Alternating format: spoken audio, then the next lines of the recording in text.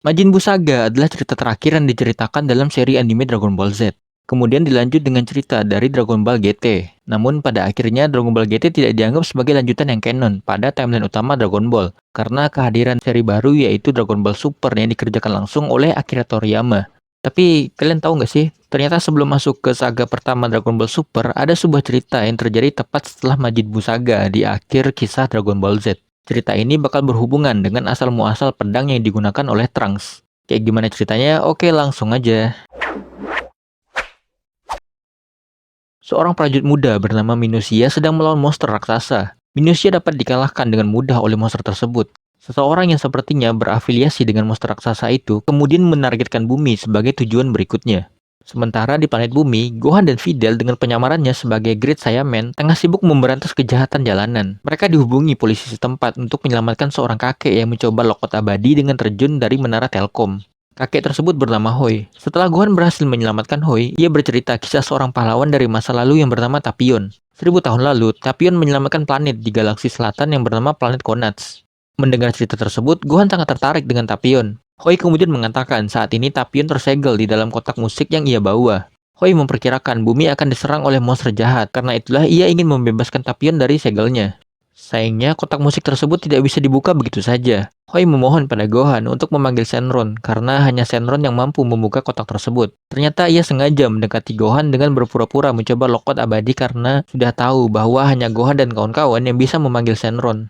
Awalnya Gohan meminta Bulma untuk membuka kotak tersebut, namun tidak berhasil. Akhirnya mereka memutuskan untuk mencari Dragon Ball. Singkat cerita, mereka berhasil menemukan semua Dragon Ball. Kemudian meminta Shenron untuk membebaskan Tapion dari kotak yang menyegelnya. Maka muncullah Tapion, sang pahlawan dengan serulingnya. Bukannya senang, Tapion justru marah ia dibebaskan. Tapion meminta Gohan dan yang lain menjauhi dirinya karena dia hanya akan membawa bencana pada mereka. Pasca Tapion lepas dari segelnya, Hoi mulai memperlihatkan watak aslinya. Karena begitu mengagumi sosok pahlawan seperti Tapion, Trunks mencoba mendekati Tapion yang menyendiri. Namun Tapion menolak kehadiran Trunks dan Goten di dekatnya. Sementara itu, Satan City diserang oleh monster raksasa, persis yang dikatakan Hoi. Namun monster tersebut hanya setengah badan. Gohan cukup kesulitan melawan monster tersebut. Muncul Tapion dengan irama dari serulingnya yang mampu menghentikan amukan monster tersebut. Setelah serangan itu, Tapion tertidur pula sehingga seruling yang selalu ia bawa terlepas dari genggamannya. Akibatnya, setengah badan lainnya dari monster yang tadi muncul menyerang Tapion. Beruntung Tapion dapat mengambil kembali serulingnya dan kembali menyegel monster tersebut. Meski sempat diminta menjauh dari Tapion, Trunks terus berusaha mendekatinya. Trunks sendiri terlihat sangat mengagumi Tapion, ia bahkan memanggilnya kakak. Tapion pun perlahan mulai menerima kehadiran Trunks. Hoi mencoba merebut seruling milik Tapion. Sekarang ia justru mengatakan bahwa Tapion bukanlah pahlawan, melainkan monster yang dapat membahayakan alam semesta. Usaha Hoi tersebut digagalkan oleh Trunks, yang justru mengembalikan seruling itu pada Tapion.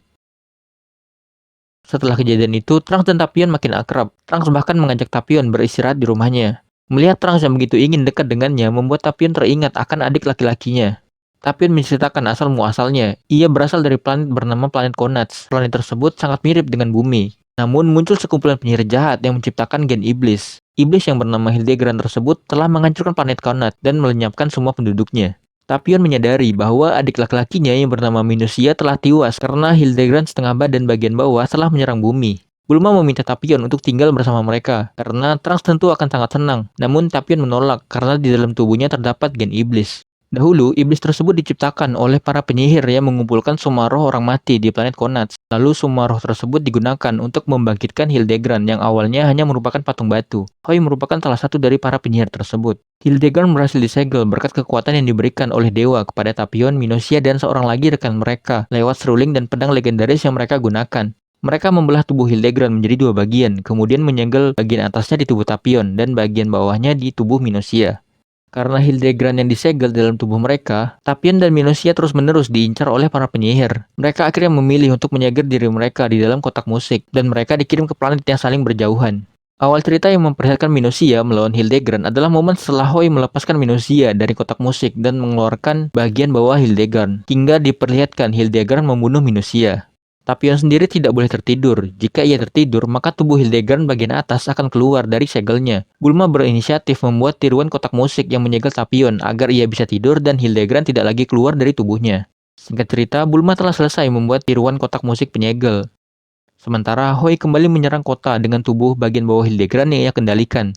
Tapion yang tertidur di rumah barunya seketika langsung terbangun dan menghancurkan tempat tersebut. Tapion memohon pada Goku dan yang lain untuk segera membunuhnya sebelum Hildegran bangkit secara sempurna. Hoi bersama tubuh bagian bawah Hildegran muncul dan mencegah hal itu terjadi. Dan akhirnya Hildegran bangkit kembali secara sempurna. Hoi langsung memerintahkan Hildegran untuk menyerap energi semua makhluk penduduk di bumi. Tapion mencoba menghentikan Hildegran dengan tiupan serulingnya, namun gagal karena Hildegran sudah berada di dalam bentuk sempurnanya. Goku dan Gotenks dalam mode Super Saiyan-nya dibantu Gohan pun kesulitan menghentikan amukan Hildegran. Muncul Vegeta yang dari awal cuma AFK, tak jauh berbeda dari Goku dan yang lain. Super Saiyan Vegeta juga tidak mampu menghentikan Hildegran. Kini giliran Goten dan Trunks yang unjuk gigi dengan mode Fusion Gotenks Super Saiyan 3. Meski Gotenks sempat menumbangkan Hildegran, monster iblis tersebut mampu bangkit kembali dengan berevolusi layaknya seekor ulat yang menjadi kupu-kupu. Dengan evolusinya, kini Hildegran menjadi lebih kuat dan memiliki sayap. Gotenks pun dapat dikalahkan dengan sekali pukul hingga Goten dan Trunks terlepas dari fusionnya itu. Begitu pula dengan Gohan, Videl dan Goku yang juga Hildegran kalahkan. Tapion kembali meniupkan serulingnya di hadapan Hildegran. Ia berhasil menjaga kembali monster tersebut di dalam dirinya.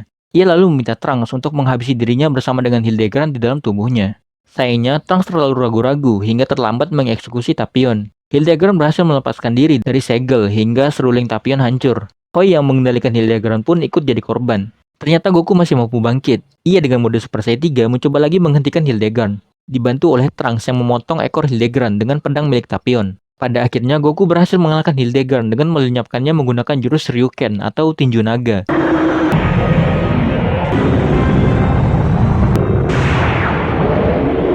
Cerita berakhir dengan Tapion yang bertime travel ke masa 1000 tahun lalu menggunakan mesin waktu milik Bulma. Sebelum pergi, Tapion memberikan pedang miliknya pada Trunks.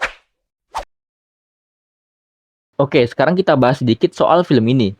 Film Dragon Ball Z Wrath of the Dragon adalah film ke-13 dari seri anime Dragon Ball Z yang dirilis pada tahun 1995. Cerita ini mengikuti Goku dan teman-temannya setelah peristiwa pertarungan melawan Majin Buu. Judul Wrath of the Dragon sendiri merefer pada monster iblis yang terus mengamuk di film ini, yaitu Hildegard, yang punya alias Ryuji. Ryu dalam bahasa Jepang berarti naga. Selain itu juga merefer ke jurus terakhir yang Goku lancarkan untuk memusnahkan Hildegard. Jurus yang Goku sebut sebagai Ryuken atau tinju naga tersebut mungkin menjadi serangan fisik terkuat yang pernah Goku keluarkan. Jurus Ryuken ini hanya dapat Goku gunakan dalam mode Super Saiyan 3 dan Super Saiyan 4-nya. Sayangnya, jurus ini tidak pernah lagi Goku gunakan dalam cerita utama Dragon Ball Super, karena ia sendiri juga terbilang jarang menggunakan mode Super Saiyan 3-nya di seri DBS. Film ini mempunyai sedikit perbedaan dari beberapa film Dragon Ball Z lainnya, yaitu Goku yang melancarkan serangan terakhir pada musuh bukan menggunakan Genki Dama. Genki Dama sendiri sering menjadi opsi terakhir Goku untuk menyelesaikan pertarungan. Bukan tanpa alasan, karena Genki Dama sendiri merupakan bola energi yang bersumber dari energi makhluk hidup lain, bukan dari energi Goku sendiri. Goku yang biasanya sudah kehabisan tenaga di ujung pertarungan tentu sangat terbantu dengan jurus yang diajarkan oleh Kaiosama ini. Di akhir film diperlihatkan Tapion yang memberikan pedangnya pada Trunks. Kalau kita lihat secara seksama, pedang ini sama persis dengan pedang yang digunakan oleh Future Trunks. Atau seenggaknya sarung pedangnya yang sama persis dengan yang dibawa oleh Future Trunks. Namun pedang tersebut sepertinya memang bukan pedang yang sama dengan pedang milik Future Trunks. Diketahui pedang yang Future Trunks gunakan adalah pemberian gurunya yaitu Future Gohan. Berbeda dengan Trunks bocil yang mendapatkan pedangnya dari Tapion. Seperti yang dikatakan sebelumnya, film Wrath of the Dragon ini berlatar pasca Majin Buu Saga dan sebelum Beerus Saga. Bisa dibilang film ini menjadi kisah penutup Dragon Ball era 1990-an, sebelum akhirnya dilanjutkan dengan seri canonnya yaitu Dragon Ball Super pada tahun 2016. Tapion merupakan karakter non-canon yang baru muncul lagi di seri anime Super Dragon Ball Heroes. Tapion berperan sebagai karakter tambahan yang berasal dari timeline dan cerita yang lebih besar.